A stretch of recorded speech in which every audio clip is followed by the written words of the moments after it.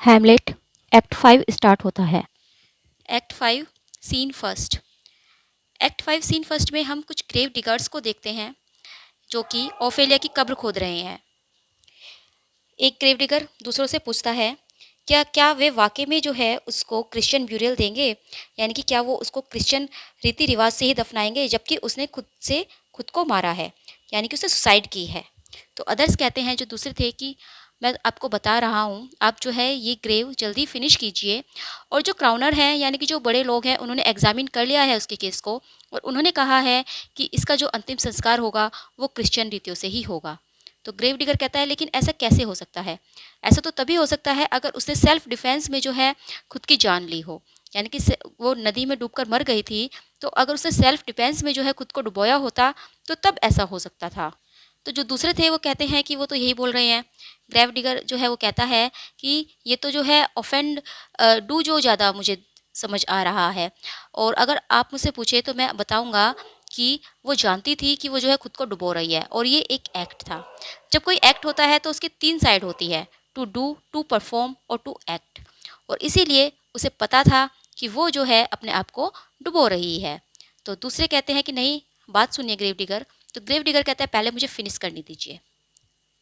फिर grave digger उनको एक एग्जाम्पल देता है। तो वह कहता है देखो, ये रहा पानी और ये रहा एक आदमी। ओके, अब जो ये आदमी खुद से पानी के अंदर जाता है तो इसका मतलब ये है कि उसने खुद को खुद से डुबोया है, और वो जो है एक एक्ट कर रहा है, चाहे उसको पसंद हो या ना हो।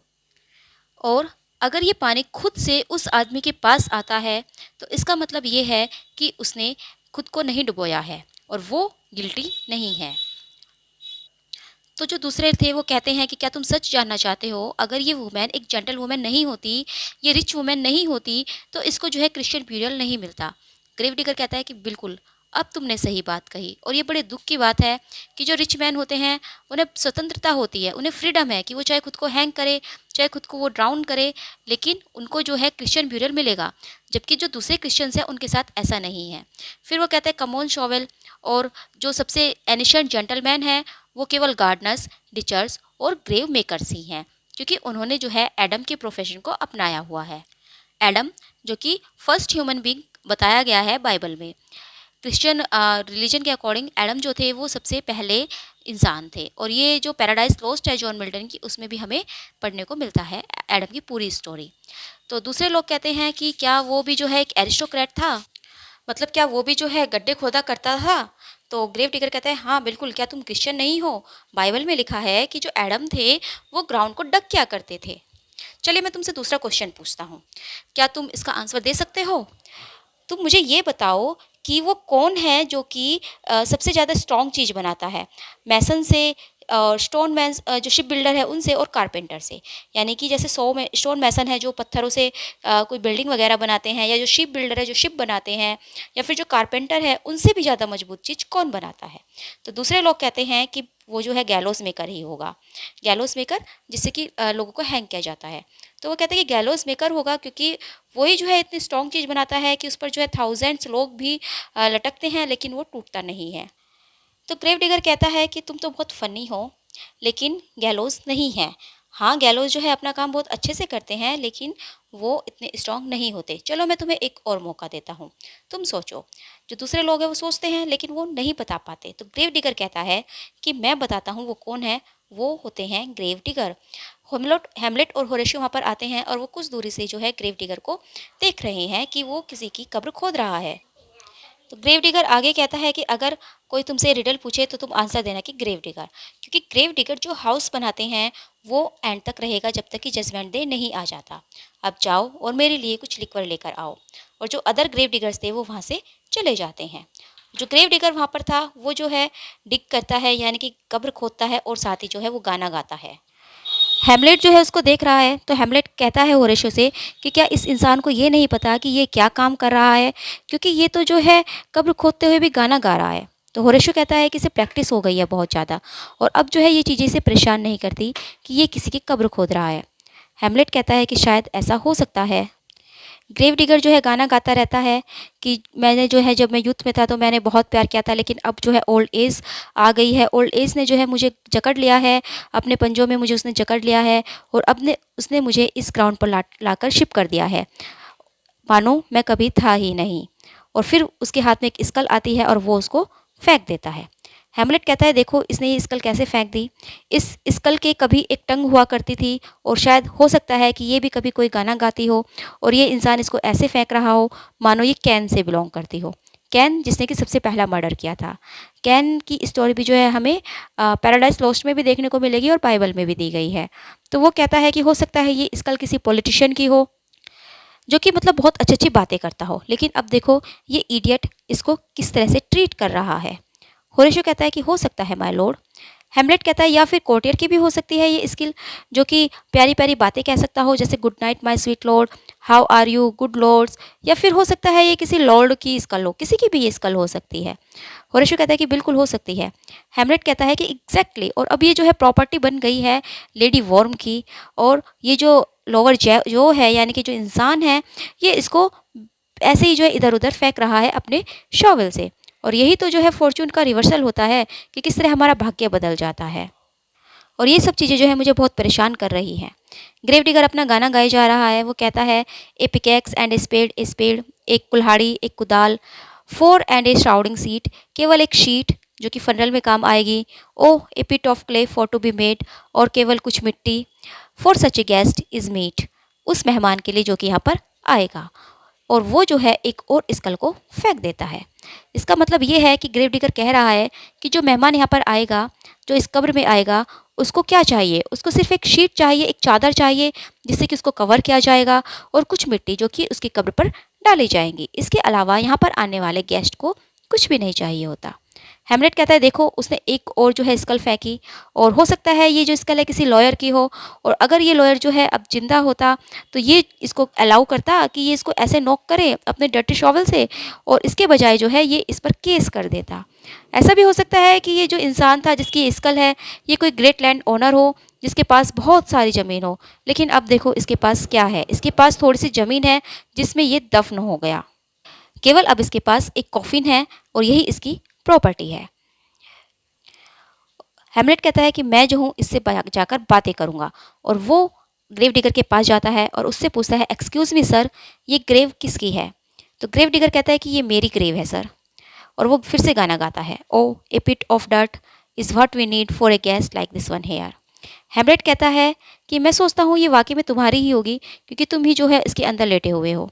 तो ग्रेव डिगर कहता है कि और तुम तो इसके बाहर हो, तो इसीलिए ये आपकी तो है ही नहीं, और रही बात मेरी तो मैं इसके अंदर नहीं लेटा हूँ, ये वाकई में मेरी है।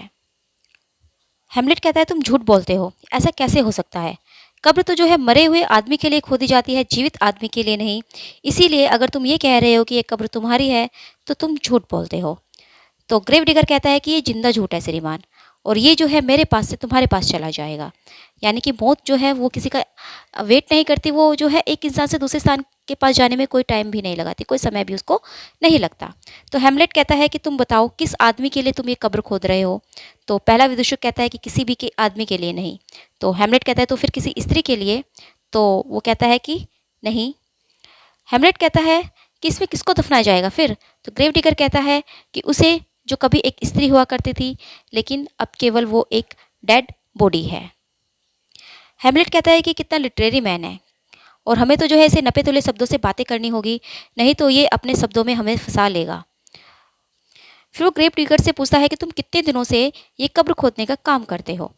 तो ग्रेव डिगर कहता है उस दिन से जब से हमारे सम्राट हेमलेट ने 14 ब्रांच पर विजय प्राप्त की थी।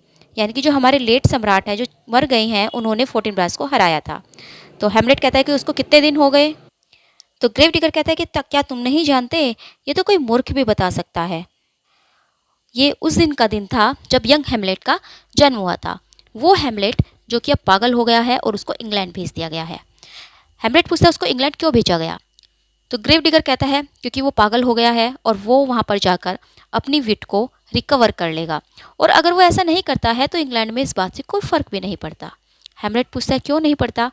ग्रेव डिगर कहता है क्योंकि वहाँ पर कोई नोटिस ही नहीं करेगा उसकी क्रेजीनेस को, क्योंकि वहाँ पर तो सभी आदमी उतने ही क्रेजी है जितना कि वो है। हेमलेट पूछता है कि वो क्रेजी कैसे हुआ? तो ग्रेव डिगर कहता है वेरी स्ट्रेंजली। हेमलेट पूछता है हाउ स्ट्रेंजली? ग्रेव डिगर कहता है because he lost his mind, क्योंकि उसने अपना माइंड खो दिया। तो हेमलेट पूछता है अपॉन व्हाट ग्राउंड? मतलब हेमलेट पूछना चाहता है कि किस बेस पर? तो ग्रेव डिगर कहता है कि हेयर इन डेनमार्क। तो ग्रेव डिगर का मतलब है कि यहीं डेनमार्क की भूमि पर, डेनमार्क की ग्राउंड पर। फिर ग्रेव डिगर कहता है कि मैं जो हूँ सिंस चाइल्डहुड, अपने बचपन से लेकर 30 सालों तक चर्च का वार्डन रहा हूँ, सेक्सटन में यहाँ पर रहा हूँ। अब जो है हेमलेट उससे पूछता है कि तुम मुझे ये बताओ कि एक इंसान सड़ने से पहले कितने दिनों तक इस कब्र में रह सकता है?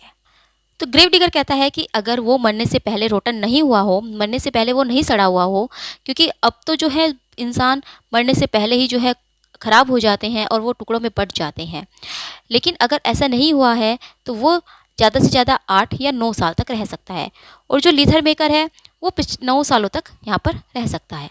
तो हेमलेट कहता है कि वो जो है इतने लंबे समय तक क्यों रहेगा? तो ग्रेव डिगर कहता है क्योंकि उसके पास एक टैलेंट है। वो जब अपना काम करता था तो वो पानी को अपने से दूर रखता था, और पानी ही वो चीज़ है जो कि डेड बॉडी को जल्दी रोट करती है, मतलब जल्दी से उसे सड़ाती है। तो इसीलिए जो लीथर मेकर है, यानी कि जो चमड़े से सामान बनाता है, वो ज़्यादा दिनों तक जीवित रहेगा। फिर वो एक स्कल को उठाता है और कहता है कि देखो ये स्कल यहाँ पर 23 ईयर से है। हेमलेट पूछता है कि किसकी स्कल है? तो ग्रेव डिगर कहता है कि एक क्रेजी बास्टर्ड की स्कल है, और तुम्हें क्या लगता है किसकी है? हेमलेट कहता है मुझे नहीं पता। तो ग्रेव डिगर कहता है कि ये क्रेजी मैडमैन था और इसने जो है एक बार मेरे सिर पर वाइट वाइन डाल दी थी। ये स्कल है योरिक की, योरिक जो कि राजा का जेस्टर हुआ करता था। तो हेमलेट कहता है कि दिखाओ मुझे। फिर वो कहता है ओह पुअर योरिक।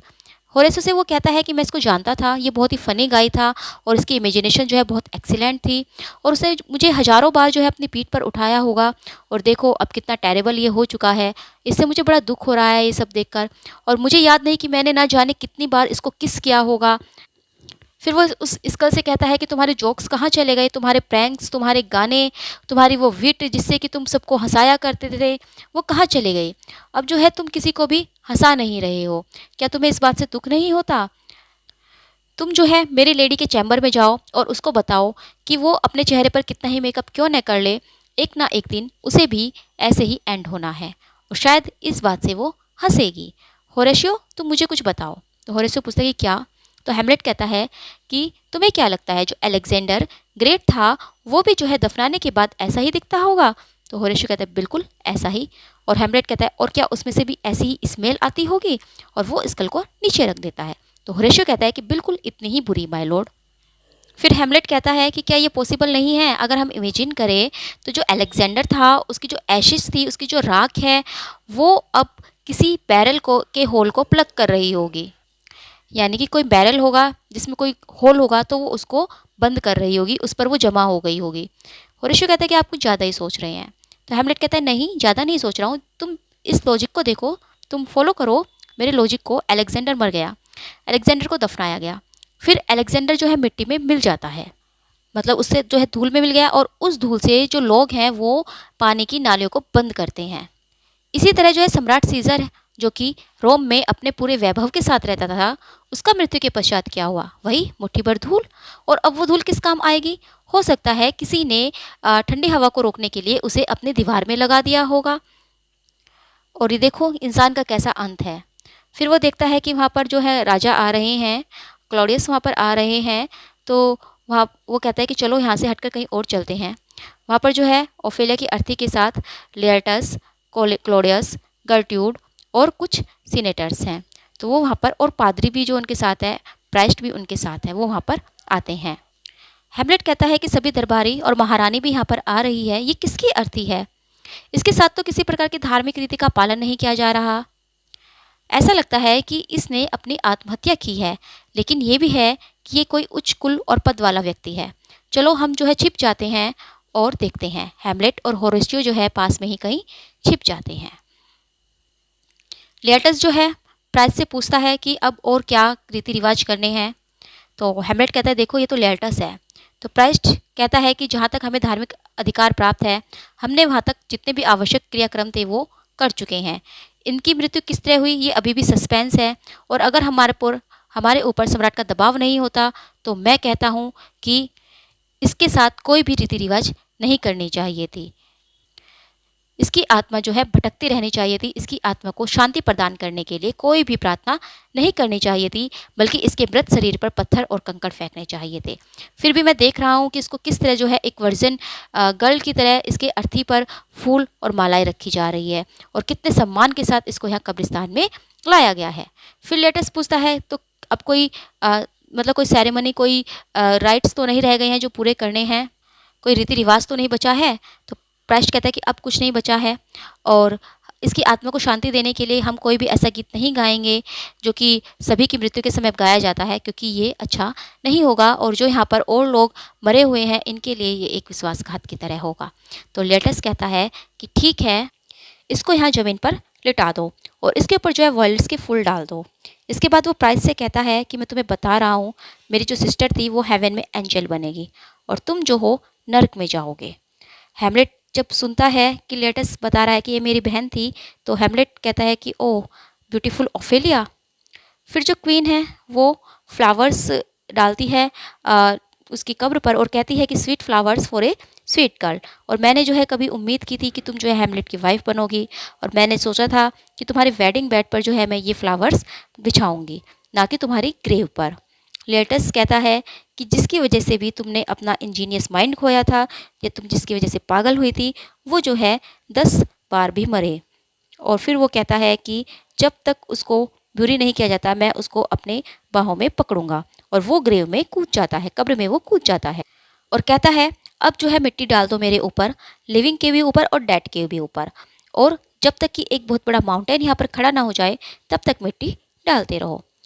तभी जो है हैमलेट वहाँ पर आ जाता है, और वो कहता है कि वो कौन है जिसके हृदय का दुख बहुत ज़्यादा है, और जिसके सैडनेस वाले वर्ड को सुनकर आकाश में चलते हुए तारे भी रुक गए हैं, मानो वे भी जो है उसकी दयनीय अवस्था पर अत्यधिक आश्चर्य और दुख प्रकट कर रहे हो। वो कौन है? वो हूँ मैं, डेनमार्क का निवासी हैमलेट। और वो भी जो है उसकी कब्र के अंदर कूद जाता है। लेटस जब उसे देखता है तो वो कहता है to hell with your soul. Hamlet और लेटस आपस में लड़ने लगते हैं। तो हैमलेट कहता है मेरी गर्दन छोड़ दो, ये अच्छी बात नहीं है लेटस, मैं स्वभाव से क्रोधी नहीं हूँ, लेकिन अगर मुझे गुस्सा आता है तो मुझसे खतरनाक कोई नहीं हो सकता, इसीलिए तुम्हें मुझसे डरना चाहिए। मेरी गर्दन छोड़ दो, हटा लो अपने हाथों को। फिर कुछ लोग वहाँ पर मिलकर उनको अलग करते हैं, वे कब्र से बाहर आ जाते हैं। हैमलेट कहता है कि मैं क्यों शांत रहूं, इसने जैसा व्यवहार मेरे साथ किया है उसके लिए तो मैं आखिरी सांस तक इससे लड़ूंगा, इसको बचकर कहीं नहीं जाने दूंगा। महारानी हैमलेट से कहती है कि तुम ये क्या कह रहे हो? हैमलेट कहता है कि मैं ओफेलिया से प्रेम करता था। I loved Ophelia 40,000 brothers could not with all their quantity of love make up my sum। अगर उसके 40,000 भाई भी यहाँ आ जाए और वो अपना प्यार मिलाए, तब भी जो है मेरे प्यार जितना उनका प्यार नहीं हो सकता, और तुम इसके लिए क्या कर सकते हो? हैमलेट कहता है तुम मुझे बताओ कि तुम जो है इसके लिए क्या करोगे? क्या तुम रोओगे, या तुम जो है लड़ोगे? तुम उसके लिए खाना नहीं खाओगे, या जो तुम जो है अपने हृदय के टुकड़े टुकड़े कर डालोगे? बताओ क्या करोगे? तुम उसके लिए शराब पियोगे, या फिर तुम जो है क्रोकोडाइल को खाओगे? मैं भी जो है ये सब कर सकता हूँ। तुम यहाँ पर क्यों आए हो? केवल तुम यहाँ पर रोने के लिए आए हो, या इस कब्र में कूदकर तुम क्या बताना चाहते हो कि तुम ओफेलिया को सबसे अधिक प्रेम करते हो, और तुम जो है उसके साथ जीवित इस कब्र में बैठ जाओगे और चले जाओगे संसार को छोड़कर? तो मैं भी इसके लिए तैयार हूँ, मैं भी ये कर सकता हूँ।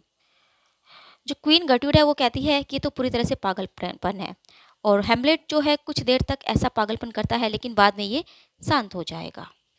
फिर हैमलेट पूछता है कि मुझे ये बताओ लेटस, तुमने मेरे साथ ऐसा व्यवहार क्यों किया? मैंने तो तुम्हें हमेशा प्यार किया है, लेकिन कोई भी जो आदमी है उसका स्वभाव कभी नहीं बदल सकता। मैं तो क्या, जो हेरक्युलस था वो भी जो है अपना स्वभाव नहीं बदल सकता। जैसे जो कैट है वो म्याऊं करेगी, और जो डॉग है वो अपना काम करेगा, तो उनको जो है हरक्युलस भी नहीं रोक सकता। तो मैं तो क्या चीज़ हूँ, मैं किसी का व्यवहार चेंज नहीं कर सकता। और हैमलेट वहाँ से चला जाता है। क्लॉडियस कहता है कि होरेशियो तुम जाओ, उसके साथ जाओ और उसका ध्यान रखो। फिर वो लेटर से कहता है कि हमने जो बातें की थी उसको मत भूलो, और पेशेंस रखो, धैर्य रखो, हम जो है इस प्रॉब्लम को जल्दी ही सॉल्व कर लेंगे। और वो गर्ट्यूड से कहता है कि गार्ड्स को जो है भेजो अपने बेटे के पीछे, ताकि वो उस पर ध्यान रख सके, और ओफेलिया की कब्र पर जो एक मोन्यूमेंट बनाया जाएगा। फिर वो वहाँ से चले जाते हैं। एक्ट 5 सीन फर्स्ट यहाँ पर ख़त्म होता है। एक्ट 5 सीन सेकंड अब स्टार्ट होगा। हैमलेट और होरेशियो को हम देखते हैं। हैमलेट कहता है कि मैं जो हूँ अब तुम्हें अपनी जर्नी की दूसरी कहानी सुनाऊंगा। क्या तुम्हें याद है कि मैं ऐसी कैसी परिस्थितियों में जो है यहाँ से गया था? तो होरेशियो कहता है मैं कैसे भूल सकता हूँ। तो हैमलेट कहता है कि जब मैं यहाँ से गया था तो मेरे दिमाग में जो है कन्फ्लिक्ट चल रहा था। मैं बहुत परेशान था, मेरे दिमाग में एक संघर्ष मचा हुआ था और मैं रात को सो भी नहीं पाता था और मैं अपनी स्थिति के बारे में यही सोचता था कि मैं तो उस इंसान से भी बुरा हूँ जिसे जंजीरों में जकड़ कर रख दिया गया हो।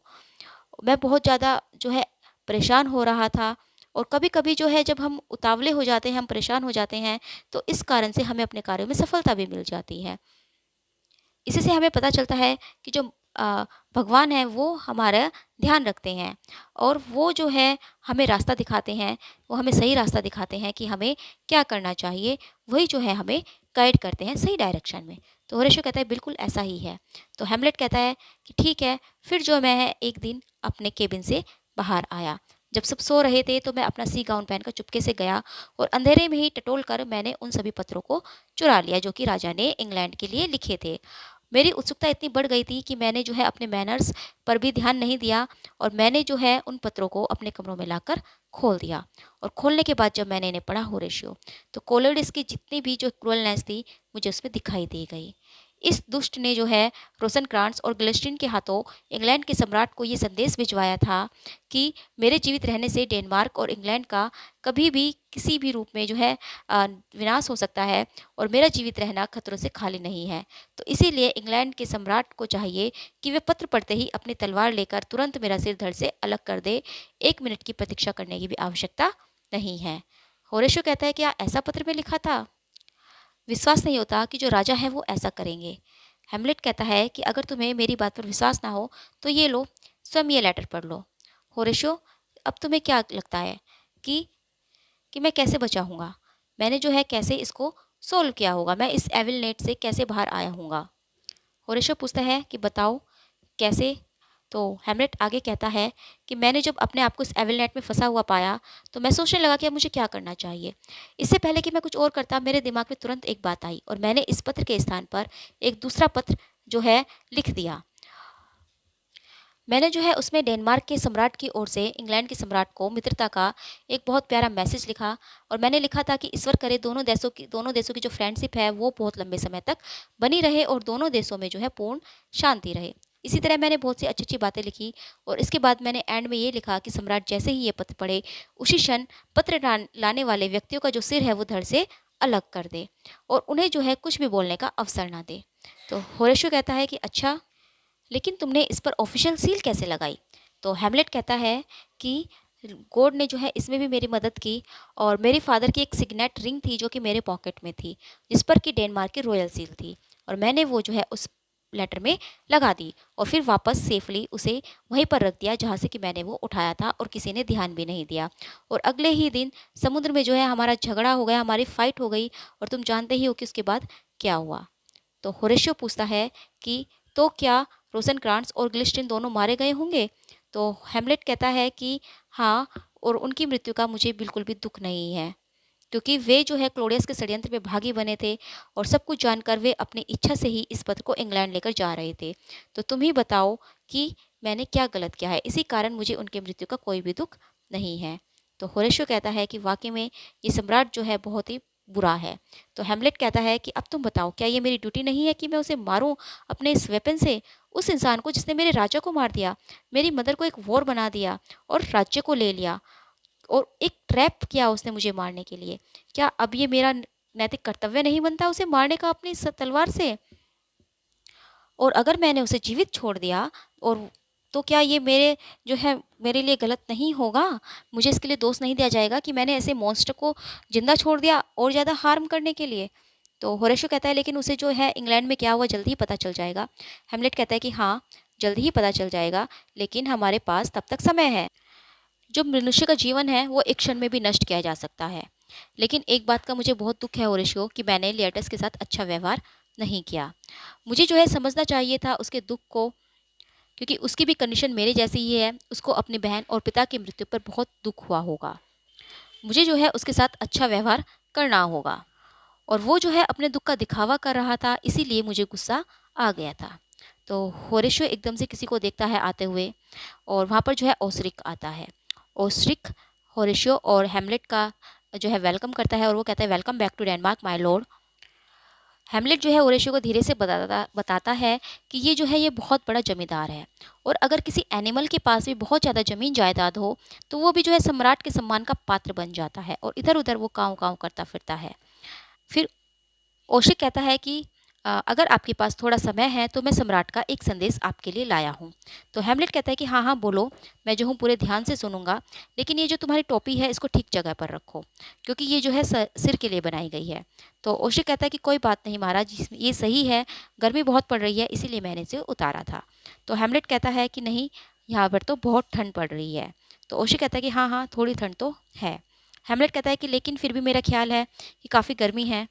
तो ओशी कहता है कि हाँ बहुत गर्म है, और ये मैं बतला नहीं सकता कि कितनी गर्मी है, लेकिन राजकुमार किंग ने जो है आपके लिए संदेश भेजा है, और उन्होंने जो है आपके ऊपर एक शर्त लगाई है। श्रीमान जो लेयटस था वो फ्रांस से वापस आ गया है, और वो बहुत ही बड़ा गुणवान है, उसमें बहुत सारे गुण जो है उसमें विद्यमान है, और मैं क्या बताऊं, वह जो है एक श्रेष्ठ पुरुष का जीता जागता आदर्श है, क्योंकि ऐसा कोई भी गुण नहीं है जो उसमें न हो। तो हैमलेट कहता है कि हाँ बिल्कुल ठीक कहते हो, उसमें सारे गुण हैं, और वो जो है एक ग्रेट इंपॉर्टेंस वाला इंसान है और बहुत ही रेयर है, यूनिक है हर एस्पेक्ट में, हर रेस्पेक्ट में, और सच बताऊं तो उसके जैसा दूसरा कोई नहीं है। केवल उसके जैसा दूसरा तभी मिलेगा अगर वो अपने आप को शीशे में देखे। ओस्ट्रिक कहता है बिल्कुल आप सही कह रहे हैं। तो हैमलेट कहता है कि हाँ हो गया, लेकिन हम उसके बारे में ऐसी बातें क्यों करें, पॉइंट क्या है। तो ओस्ट्रिक कहता है कि मुझे ऐसा लगता है कि आप जो है उसकी एक्सीलेंसी जो है उसके बारे में, लेटेस्ट के बारे में जानते हैं। तो हैमलेट कहता है हाँ मैं जो हूँ, तो फिर से वो कहता है कि आप लेटेस्ट के गुणों को तो जानते ही हैं। तो हैमलेट कहता है कि मैं इसका जो दावा नहीं कर सकता जब तक मैं अपने गुणों को उसके गुणों से तुलना न कर लूँ, क्योंकि दूसरों की जो परख है वो अपने गुणों के ऊपर ही अच्छी तरह से होती है। तो ओस्ट्रिक कहता है मेरे कहने का मतलब है कि वो जो है फेंसिंग में बहुत एक्सीलेंट है, उसकी जो रेपुटेशन है फेंसिंग में वो अनराइवेटेड है, यानी कि उसको कोई नहीं हरा सकता। तो हैमलेट कहता है कि वो कौन सा जो है शस्त्र चलाना जानता है। तो ओस्ट्रिक कहता है कि वो जो है रैपियर और डैगर। तो हैमलेट कहता है कि केवल दो ही वेपन्स वो जानता है, चलो आगे बताओ। तो ओस्ट्रिक कहता है कि राजा ने जो है एक शर्त लगाई है 6 घोड़ों पर, और लेटस ने जो है अपने 6 फ्रेंच तलवार और कटारों को जो है म्यान और लटकाने वाले फीते को दांव पर लगा दिया है, और उसके जो 3 जो उसके कैरेजेस हैं वो बहुत ज़्यादा इमेजिनेटिव डिज़ाइन किए गए हैं। तो हैमलेट कहता है तुम्हारा क्या मतलब है कैरेजेस से। तो ओसिक कहता है कैरेजेस सर, कैरेजेस जो कि हैंगर्स को कहते हैं जिस पर कि तलवार लटकाई जाती है। हैमलेट कहता है अच्छा, तुम कैरेजेस ऐसे बोल रहे हो मानो किसी कैनन को लटकाना हो, और मैं जो हूँ प्रेफर करूँगा इसे हैंगर बुलाना। But anyway 6 Barbary house, 6 French swords with accessories और 3 इमेजिनेटिव डिज़ाइन कैरेजेस। ऐसा लगता है मानो एक फ्रेंच ने एक डेनिस के अगेंस्ट बैट लगाई हो। क्या ये सब जो है टेबल पर रखा गया है। तो ओस्क्रिक कहते हैं कि हाँ, और राजा ने जो है शर्त लगाई है 1 डज़न राउंड्स की, तुम्हारे और लेटस के बीच में जो है डज़न राउंड होंगे, और वो तुम्हें 3 बार से ज़्यादा हिट नहीं कर सकता। अगर आप अभी उत्तर दें तो मतलब जो राजा है वो इसे तुरंत कराना चाहते हैं। तो हैमलेट कहता है कि अगर मैं ना कहूँ तो ओस्ट्रिक कहता है कि आंसर से मेरा मतलब है कि आप कब तक जो है इस युद्ध के लिए तैयार हैं। तो हैमलेट कहता है कि अब जो है मेरे रेस्ट का टाइम है, और मैं जो हूँ हॉल में वॉक करने के लिए जा रहा हूँ, और जब भी राजा को ये पसंद हो या नहीं हो, मतलब राजा को ये पसंद हो या नहीं हो, लेकिन मैं हॉल में अब वॉक करने जा रहा हूँ, ये मेरा एक्सरसाइज टाइम है। और राजा से कह देना कि उनकी ऐसी ही इच्छा है तो तलवारें ठीक करा ले और मैदान में रखवा दे, और लेटस से भी कह देना कि वो आ जाए। और अगर सम्राट अपनी शर्त पर जमे हुए हैं तो मैं उनको विश्वास दिलाता हूँ कि मैं जो हूँ उनको जिताऊंगा, अपनी जो है पूरे मैं कोशिश करूँगा, लेकिन अगर मैं हार गया तो मुझे जो है अपयश मिलेगा, और इसके साथ मुझे कुछ वाउंड्स भी मिलेंगे। तो ओशी कहता है क्या मैं यही एग्जैक्ट वर्ड जाकर राजा से कह दूँ। तो हैमलेट कहता है कि तुम जो है मेरा पॉइंट जाकर कह दो, बाकी जो शब्दों का यूज़ करना है तुम कर लेना। तो ओशी कहता है कि मैं जो हूँ हमेशा आपकी सेवा में रहूँगा। हैमलेट कहता है थैंक यू, और ओशी वहाँ से चला जाता है। अब जो है हैमलेट होरेशियो से ओशी की बातें करता है कि ये जो है खुद की प्रशंसा बहुत ज़्यादा करता है। वो दोनों आपस में बातें कर रहे होते हैं कि एक लॉर्ड वहाँ पर आता है, जो लॉर्ड था वो बोलता है कि माय लॉर्ड, ओशिक ने राजा को बता दिया है कि आप फेंसिंग मैच के लिए तैयार हैं और राजा जानना चाहते हैं कि आप जो है अभी खेलेंगे या कुछ देर बाद। तो हेमलेट कहता है कि मैं वही करूँगा जो राजा चाहते हैं। अगर वो अब तैयार है तो मैं भी जो है अभी खेलूँगा, और अगर वो किसी और समय कराना चाहते हैं तो मैं तब जो है एबल हो जाऊँगा। तो लॉर्ड कहते हैं कि राजा और रानी आ रहे हैं और सब लोग भी आ रहे हैं। तो हेमलेट कहता है ठीक है, और लॉर्ड कहता है कि रानी चाहती है कि आप जो है उससे पहले लेटर से बातें कर लें, मैच शुरू होने से पहले आप लेटर से बातें करें, और लॉर्ड वहाँ से चला जाता है। तो हेमलेट कहता है कि रानी जो है, मतलब जो क्वीन है, वो मुझे अब एडवाइस देंगी। होरेशो कहता है कि आप हार जाएंगे माय लॉर्ड। हेमलेट कहता है कि नहीं, मैं नहीं हारूंगा, क्योंकि उसके फ्रांस जाने के बाद मैंने बहुत ज़्यादा प्रैक्टिस की है फेंसिंग की। मुझे लगता है मैं जीत जाऊंगा, लेकिन पता नहीं क्यों मुझे अच्छी फीलिंग्स नहीं आ रही। तो होरेशो कहता है कि वेट माय लॉर्ड, और ये अच्छा नहीं है कि आप जो है ऐसे युद्ध करें।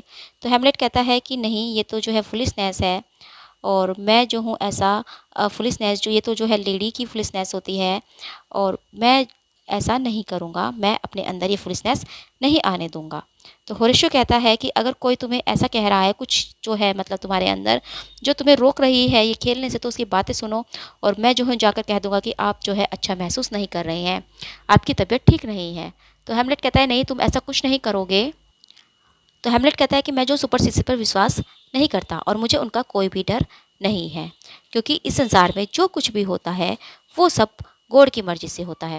यहाँ पर एक लाइन आती है, there is a special providence in the fall of a sparrow, यानी कि छोटी से छोटी चीज़ जो इस दुनिया में होती है उसमें भगवान की मर्जी होती है, चाहे स्पैरो की डेथ ही क्यों ना हो। यानी कि एक चिड़िया की जो मृत्यु होती है उसमें भी कहीं ना कहीं भगवान की ही मर्जी से होती है, और सब कुछ जो है डेस्टिनी में लिखा हुआ होता है।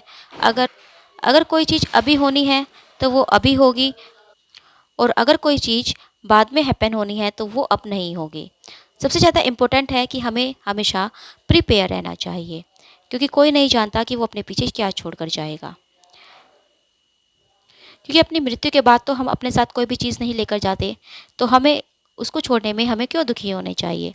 आने दो, जो भी आता है, किससे डरना और किसके लिए दुखी होना हो रेशियो। फिर जो है हम देखते हैं कि क्लॉडियस, गर्ट्यूड, लेटस, लॉर्ड, ओशिक और अटेंडेंस जो है वो एंटर करते हैं, उनके सोर्स जो हैं लिए हुए हैं, और एक टेबल वहाँ पर है, और टेबल पर जो है वाइन के पिक्चर्स रखे हुए हैं। तो क्लोडियस कहता है कि आओ लेटस और हेमलेट हाथ मिलाओ। हैमलेट जो है लेटस से कहता है कि मैं तुमसे माफ़ी मांगता हूँ, मैंने तुम्हारे साथ गलत किया, मुझे जो है तुम जो एक जेंटलमैन हो इसलिए मुझे माफ़ कर दो। और यहाँ पर सब जानते हैं, और मुझे यकीन है कि तुमने भी सुना होगा कि मैं जो हूँ एक सीरियस मेंटल इलनेस से सफ़र कर रहा हूँ, और जब मैंने तुम्हारे इंसल्ट की तो वो मैं नहीं था, वो मेरी इंसैनिटी थी, यानी कि पागलपन की वजह से जो है मैंने तुम्हारी इंसल्ट की। क्या हैमलेट जो है लेटस के साथ ऐसा कर सकता है? नहीं, हैमलेट ऐसा नहीं करता। हाँ, हैमलेट अगर लेडीज़ के साथ ऐसा कर सकता है तो इसका मतलब ये है कि वो अपने होशो हवास में नहीं है, उसने अपना विट खो दी है। तो इसीलिए इस ऑफेंस के लिए हैमलेट गिल्टी नहीं है। अगर कोई गिल्टी है तो वो है हैमलेट की मेंटल इलनेस, क्योंकि उसकी जो इलनेस है वही उसकी एनिमी है। और सर, ये जो ऑडियंस है ये विटनेस है, और मुझे जो है यहाँ पर डिक्लेयर करना है कि मैं इनोसेंट हूँ, मैं कुछ भी जो है जानबूझकर नहीं करता। तो लेटस कहता है कि माई फीलिंग्स आर सेटिस्फाइड, कि ठीक है मैं जो हूँ सेटिस्फाई हो जाऊँगा। जहाँ तक मेरी भावनाओं का प्रश्न है, जहाँ तक मेरी फीलिंग्स की बात है, तो ठीक है मैं तुमसे जो है सेटिस्फाई हो गया हूँ, तुम्हारी बात सुनकर मुझे सेटिस्फेक्शन हो गया है। इवन दो तुमने मेरे फादर को मारा है, और तुम्हारी वजह से जो है मेरी सिस्टर भी जो है मर गई है, तो इसीलिए ये सब मुझे तुमसे रिवेंज लेने के लिए उकसा रहे हैं, लेकिन फिर भी तुम्हारी बातें सुनकर मैं सेटिस्फाई हूँ। लेकिन जब बात मेरे सम्मान की आती है तो मैं आपको इतनी आसानी से माफ़ नहीं कर सकता, और मैं कोई भी अपोलॉजी एक्सेप्ट नहीं करूँगा जब तक कि ये जितने एक्सपर्ट बैठे हैं ये ऑनर का मैटर में ये मुझे नहीं दिखा देते कि बिना अपनी रेपुटेशन गंवाए मैं तुमसे कैसे समझौता कर सकता हूँ। तब तक जो है मैं तुम्हारे प्यार को एज ए लव एक्सेप्ट नहीं करूँगा। तो हेमलेट कहता है कि मैं जो हूँ तुम्हारे लिए बहुत ग्रेटफुल हूँ, I am grateful for your love, और कम ऑन हमें जो है तलवार दो और हम जो है ये फ्रेंडली फेंसिंग मैच खेलेंगे। लेटेस्ट कहता है कि हाँ, और मुझे भी तलवार दो। हेमलेट कहता है कि मैं चाहता हूँ कि तुम जो है शार्प दिखाई दो, क्योंकि मैं जो हूँ इस गेम में बहुत बुरा हूँ, और मेरे साथ खेलकर जो है तुम्हारी जो स्किल होगी वो बिल्कुल ब्राइटेस्ट स्टार की तरह चमकेगी। जैसे एक अंधेरी रात में एक तारा चमकता है, उसी तरह तुम्हारी स्किल भी चमकेगी। तो लेटस कहता है कि तुम मेरा मजाक बना रहे हो। हेमलेट कहता है नहीं, बिल्कुल नहीं, मैं कसम खाता हूँ। क्लोडियस कहता है कि उन दोनों को तलवारें दो। और वो कहता है कि क्या तुम्हें बैट का बारे में पता है, शर्त के बारे में पता है? तो हेमलेट कहता है कि हाँ मुझे पता है, लेकिन आपने जो है एक वीकर फेंसर पर बैट लगाई है। यानी कि वो अपने आप को एक वीकर फेंसर बताता है। क्लोडियस कहता है कि मुझे चिंता नहीं है, और मैंने जो है तुम दोनों की फेंसिंग देखी है। हालांकि लेटस जो है बेटर है, लेकिन उसको जो है जीतने के लिए तुम्हें 3 हिट्स देने होंगे, यानी कि तुम्हारे ऊपर जो है 3 बार वार करना होगा। तो लेटस जो है तलवार लेता है, हेमलेट भी जो है तलवार लेता है, और वो फेंसिंग के लिए तैयार हो जाते हैं। क्लोडियस कहता है कि शराब के जो है प्याले वो मेज पर रखवा दो। अगर हमारा जो हेमलेट है वो लेटस के मारे हुए पहले वार अपने पहले या दूसरे, यहाँ तक कि तीसरे वार में भी चुका देगा, तो तोप खाने में आज्ञा भिजवा दो कि वहाँ इस खुशी में रखी हुई सारी तोपें दागी जाएंगी। और उस समय जो है हम उसकी विजय में शराब पिएंगे, और उसके शराब का जो प्याला है उसमें हम भेंट के रूप में एक बेशकीमती मोती डालेंगे, एक ऐसा पर्ल हम डालेंगे जो कि डेनमार्क के जो सम्राट थे, उन्होंने जितने भी मतलब 4 जो लास्ट डेनिश किंग्स थे, उन्होंने भी अपने क्राउन में नहीं पहना होगा। इतना जो कॉस्टली पर्ल है, मोती है, वो जो है हम उसके प्याले में ड्रॉप करेंगे। और मुझे जो है गॉबलेट्स दो, यानी कि प्याले दो, और ड्रम और ट्रम्पेट को बजने दो। सिग्नल दो, और जो बाहर कैनन रखी हुई है उनको चला दो। तोपों को जो है दाग दो, ताकि वो स्वर्ग को बता सके, और स्वर्ग जो है धरती को बता सके कि जो राजा है आज हेमलेट की हेल्थ के लिए शराब पी रहा है। Come on let's begin. और वो जज से कहता है कि ध्यान से देखना। ट्रम्पेट बजते हैं, हेमलेट और लेटस फेंसिंग करने लगते हैं, वो आपस में युद्ध करने लगते हैं, और हेमलेट जो है पहला हिट देता है। रेफरी कहता है कि हाँ ये हिट था। क्लोडियस जो है जो हेमलेट का ड्रिंक था उसमें एक मोती डाल देता है, और कहता है कि ये मोती हम तुम्हारे लिए डाल रहे हैं, तुम्हारे स्वास्थ्य और सुख के लिए, और ये जो है शराब का प्याला हम पीते हैं। और वो जो है अपना ड्रिंक पीता है, यानी कि हेमलेट के ड्रिंक पे जो है वो पर्ल डाल देता है और अपना ड्रिंक वो पीता है। फिर जो है वो कहता है कि ये जो ड्रिंक है ये हेमलेट को दे दो, लेकिन हेमलेट कहता है कि रुकिए, मैं पहले अपना युद्ध खत्म कर लूँ, उसके बाद मैं इसे पीऊँगा। फिर वो दोनों फिर से शुरू होते हैं, और हेमलेट लेटस को सेकेंड हिट देता है। अब जो है क्लोडियस कहता है कि हमारा जो है हेमलेट, वो बेटा जो हमारा हेमलेट है वो जीतेगा। तो क्वीन कहती है कि वो जो है थक गया है और उसकी सांसें बहुत तेज़ी से चल रही है। बेटा हेमलेट, ये लो मेरा रुमाल ले लो, अपना पसीना पूछ लो, और अब जो है तुम्हारी मदर, तुम जो क्वीन है वो भी तुम्हारे स्वास्थ्य के लिए ड्रिंक करेगी। तो वो जो है जो हेमलेट के लिए उसने ड्रिंक रखी थी बनाकर क्लोडियस ने, जिसमें उसने पॉइजन डाला था, वो उसको उठा लेती है। क्लोडियस उसको मना करता है कि गर्ट्यूड इसको मत पियो, लेकिन क्वीन कहती है कि नहीं, मैं इसे ज़रूर पीऊँगी, और वो जो है उसको पी लेती है। अब क्लोडियस जो है अपने आप से कहता है कि ये तो पॉइजन वाला ड्रिंक था, उस पी गई, अब क्या होगा? हेमलेट कहता है कि मैं अभी नहीं पीऊँगा, मैं थोड़ी देर में आकर खुशी से वह ड्रिंक पीऊँगा। अब जो है वो फिर से स्टार्ट करते हैं, तीसरी बार जो है अपना युद्ध शुरू करते हैं। तो हेमलेट कहता है कि तुम तो जो है मेरे साथ खेल सा खेल रहे हो मित्र, क्या कारण है? तुम जो है सीरियसनेस मतलब सीरियस से जो है होकर युद्ध क्यों नहीं कर रहे हो? और मैं कहता हूँ कि तुम्हें जितनी भी ताकत है सब ताकत लगा दो, और तुम मेरे शरीर में अपनी तलवार जो है उसे भोंक दो, और मुझे जो है डाउट सा हो रहा है कि तुम तो जो है मेरे साथ मजाक कर रहे हो। तो लेटेस्ट कहता है अच्छा तुम्हें ऐसा लगता है तो ये लो, और फिर वो उसके शरीर पर एक वाउंड कर देता है, एक घाव बना देता है, और लड़ते हुए जो है उनकी तलवार आपस में बदल जाती है, और थोड़ी देर में हेमलेट भी जो है लेटस के शरीर पर घाव कर देता है। क्लोडियस कहता है कि इन दोनों को अलग करो, इनके शरीर से खून निकल रहा है। जो क्वीन थी वो बेहोश होकर नीचे गिरने लगती है। ओसिक कहता है देखो महारानी गिर पड़ी, इनको क्या हुआ? होरेशियो कहता है कि दोनों के जो शरीर है वो खून से भीगे हुए हैं, राजकुमार आप कैसे हैं? और लोटस कहता है कि मैं तो अपने ही बनाए हुए जाल में फंस गया हूँ, जैसे एक चूहा पकड़ा जाता है अपने ही ट्रैप में, और मैं जो हूँ अपने ही एविल ट्रिक से मारा गया हूँ। हेमलेट पूछता है कि रानी को क्या हुआ? तो क्लोडियस कहता है कि वो तुम्हें खून को देखकर वो बेहोश हो गई। तो गटूट कहती है नहीं नहीं, इस ड्रिंक में कुछ है हेमलेट, इस ड्रिंक में जो है पॉइजन है, आई हैव पॉइजन, कि मुझे जो है पॉइजन दिया गया है, और वो बढ़ जाती है। तो हेमलेट कहता है कि क्या, और वो जो है डोर को कहता है कि डोर को लॉक कर दो, और सिर्फ वहाँ से चला जाता है। हेमलेट कहता है कि हमें धोखा दिया गया है, पता लगाओ ये किसने किया है। तो लेटस कहता है कि ये मैं हूँ हेमलेट, और तुम जो है मरने वाले हो, इस संसार की कोई भी मेडिसिन तुम्हें ठीक नहीं कर सकती, तुम्हारे पास आधे घंटे से ज़्यादा जीवन नहीं है, और ये जो वेपन है ये तुम्हारे हाथ में, इसमें शार्प और डिप्ड जो है ये पॉइजन में है, यानी कि इसमें जो है पॉइजन लगा हुआ है, और इसी से जो है तुमने मुझे भी घायल कर दिया और अब मैं भी मर रहा हूँ। अब मैं भी दोबारा नहीं उठूँगा और तुम्हारी मदर को जो है पॉइज़न दिया गया है। मैं इससे ज़्यादा कुछ नहीं बोल सकता, और इन सब का जो मतलब रिस्पॉन्सिबल है वो है राजा। राजा ने ये सब किया है। हेमलेट कहता है कि पॉइजन, और ठीक है, फिर इस पॉइजन को काम करना होगा, और हेमलेट उसी तलवार से जाकर क्लोडियस को भी घायल कर देता है। क्लोडियस कहता है कि मुझे बचाओ, मुझे बचाओ। हेमलेट कहता है कि तुम कैसे बचोगे, और फिर वो जो है वो बचा हुआ जो प्याला था उसको उससे पिला देता है। कहता है कि इसमें तुमने लिटिल पर्ल डाला था ना, अब तुम भी जो है मेरी मदर को फॉलो करो, और वो उसको ज़बरदस्ती वो पिला देता है। क्लोडियस वहीं पर मर जाता है। लेटस कहता है कि उसे वही मिला जो वो डिज़र्व करता था। उसने जो है वो पॉइज़न अपने लिए ही मिक्स किया था। फिर लेटस हेमलेट से कहता है कि मुझे माफ़ कर दो, मैंने तुम्हें माफ़ कर दिया, तुम रेस्पॉन्सिबल नहीं हो मेरी डेथ के लिए या फिर मेरे फादर की डेथ के लिए, और मैं भी तुम्हारी डेथ के लिए रेस्पॉन्सिबल नहीं हूँ। और लेटस यहाँ पर मर जाता है। हेमलेट कहता है कि गॉड जो है वो तुम्हें तुम्हारे ब्लेम से मुक्त करेंगे, और मैं जो हूँ कुछ ही देर में तुम्हें फॉलो करता हूँ हेवन में। वो होरेशियो से कहता है कि मैं मर रहा हूँ, और गुड बाय माइजरेबल क्वीन। और सभी लोग जो देख रहे हैं, जो यहाँ पर पीले पड़े हुए हैं, काँप रहे हैं, स्पीचलेस हैं, इस सब को देखकर मैं जो हूँ तुम्हें एक या दो चीज़ बताऊँगा। वो कहता है कि मैं तुम्हें बता सकता था एक या दो चीज़ अगर मेरे पास समय होता, लेकिन मेरे पास अब समय नहीं है होरेशियो। मैं डर रहा हूँ, सॉरी मैं मर रहा हूँ और तुम जिंदा हो, इसीलिए तुम्हें सबको बताना होगा कि क्या हुआ था। सारी स्टोरी जो है तुम्हें सुनानी होगी। तो होरेशियो कहता है कि नहीं, ये मत सोचो कि मैं जो हूँ तुम्हारे बाद इस संसार में जीवित रहूँगा। मैं भी जो है एक प्राचीन रोमन की तरह आत्महत्या कर लूँगा, चाहे डेनमार्क का व्यक्ति से बुरा समझे। इस प्याले में अभी भी कुछ शराब बची हुई है, मैं उसे पीकर तुम्हारे ही साथ चलता हूँ। हेमलेट कहता है कि नहीं होरेशियो, तुम ऐसा नहीं कर सकते, और मैं तुमसे प्रार्थना करता हूँ कि ये जो प्याला है ये मुझे दे दो।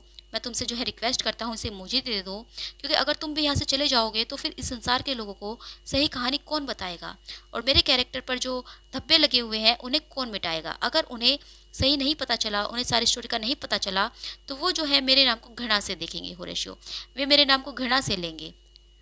और अगर तुमने मुझसे प्रेम किया है, तुम मुझसे प्यार करते हो, तो तुम जो है ये मृत्यु की कल्पना अपने माइंड से निकाल दो, और तुम्हें जो है जिंदा रहना है ताकि तुम मेरी स्टोरी को सुना सको। तभी वहाँ पर कुछ सैनिक आते हैं। ओस्ट्रिक बताता है कि जो युवक 14 ब्रास था वो पोलैंड से विजयी होकर लौटा है, और इस खुशी में वह इंग्लैंड के राजदूतों को तोपों की सलामी दिला रहा है। हेमलेट कहता है कि मैं जा रहा हूँ, और अब जो है मैं जीवित नहीं रह सकूंगा इंग्लैंड से कोई भी सूचना आने तक, लेकिन मैं जो हूँ बताए जाता हूँ, अपने भविष्य की बात जो है मैं बताए देता हूँ कि जो डेनमार्क का नया राजा होगा वो 14 ब्रास होगा। अपने आखिरी समय में मैं ये कहता हूँ कि मेरे विचार से वही इस पद के योग्य है होरेशियो। उसे मेरा संदेश देना और उसे मेरे जीवन की सभी घटनाओं के बारे में सब कुछ बता देना। होरेशियो अलविदा, मैं जा रहा हूँ। और वो लास्ट में बोलता है the rest is silence, o o o o. Horatio कहता है कि एक नोबेल हार्ट टूट गया, गुड नाइट स्वीट प्रिंस, और एंजल्स जो है तुम्हारे लिए गाएं।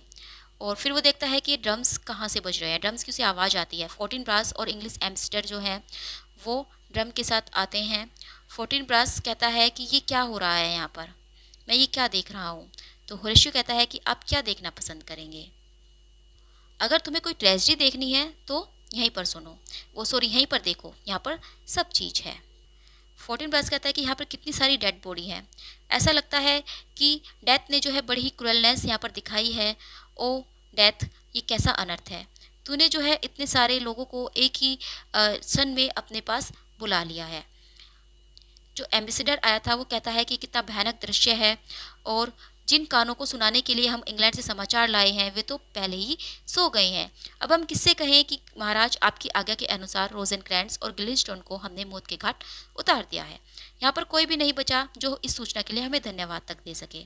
तो होरेशियो कहता है कि अगर सम्राट जीवित भी होते तब भी जो है वे तुम्हें इसके लिए कभी धन्यवाद नहीं देते, क्योंकि उन्होंने कभी ऐसी कोई आज्ञा दी ही नहीं थी। लेकिन आप ठीक समय पर जो है पोलैंड और इंग्लैंड से यहाँ पर आए हैं, इसलिए ऐसी व्यवस्था कराए कि ये जो जितने भी मृत शरीर हैं, ये जितनी भी डेड बॉडी है, इसे कहीं ऊंचे मंच पर रखा जाए जहाँ पर कि प्रत्येक व्यक्ति इन्हें देख सके। और इसके साथ ही मैं संसार के सभी लोगों को, चाहे वे जानकार हों चाहे अनजान हों, मैं अपने मित्र प्रिंस हेमलेट की जीवन की जो सच्ची स्टोरी है वो मैं स्टार्ट से लेकर एंड तक सुनाऊंगा। और मेरे मित्र या श्रीमान, आप भी जो है इसके अलावा इसके साथ ही एक पापी, नीच, निर्दयी और हत्यारे जो महाराज हैं और उनके साथ एक जो भ्रष्ट हो चुकी रानी थी, उनकी कहानी भी सुनेंगे। पोलोनेस की अकस्मात मृत्यु के बाद में भी आपको पता चल जाएगा, यानी कि किस तरह जो है उसकी मृत्यु हुई पोलोनेस की, उसके बारे में भी आपको पता चलेगा।